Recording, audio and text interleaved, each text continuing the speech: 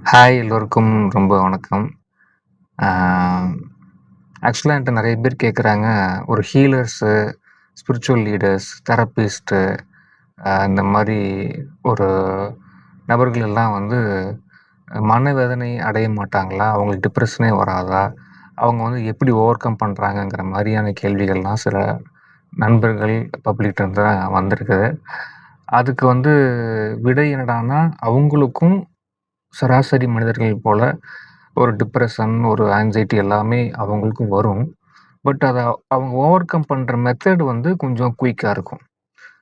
உடனடியா அத வந்து ஷிஃப்ட் பண்ணிக்குவாங்க. அதுதான் வந்து டிஃபரன்ஸ்.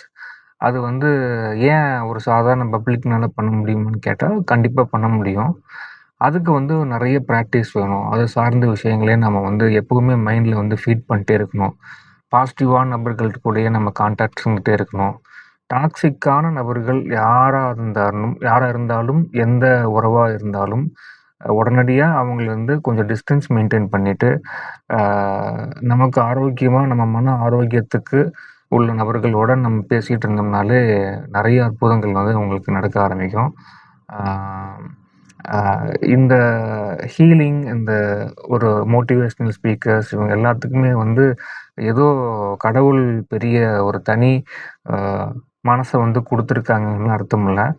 நெறைய அனுபவங்கள், நெறைய வழிகள் அவங்க கடந்து வந்திருப்பாங்க.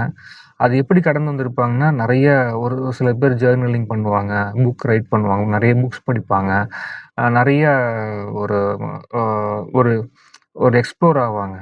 இந்த மாரி விஷயங்கள் அவங்களுக்கு தொடர்ந்து நடக்கும்போது, அ ஏதாவது ஒரு பிரச்சனை அவங்களுக்கு வருதுன்னா, சராசரியா ஒரு மனுஷன் வந்து ஒரு 2 நாள், 3 நாள் டிப்ரஷன் இருப்பான். திருப்பியும் அது இன்னும் அதிகமாகும். 1 வாரம் ஆகும், 1 மாசம் ஆகும். வருஷக்கணக்காலாம் ஆன ஆட்கள்லாம் இருந்துட்டு தான் இருக்கிறாங்க.